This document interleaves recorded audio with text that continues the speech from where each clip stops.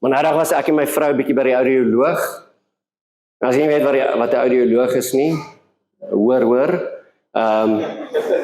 Dit is die tannie wat jou ore toets. En ek en my vrou was daar gewees. Ek weet nie wat 'n sprus was nie. Ek weet sien toe ek daar.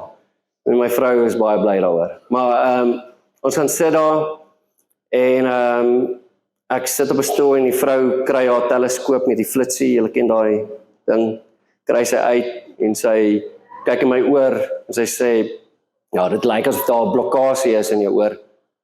En ek vind dit baie vreemd. Ek sê vir haar, ek het lanklaas kaas geëet, so ek weet nie wat dit daar binne soek nie. En sy sê, ekskuus. En ek dink dit is baie snaaks dat die audioloog vir my sê, ekskuus. So ek sê toe vir haar, like iemand anders het ook onlangs kaas geëet. En dis toe ek uitvind dat audioloog nie 'n sin vir humor het nie. Hulle het al alles gehoor.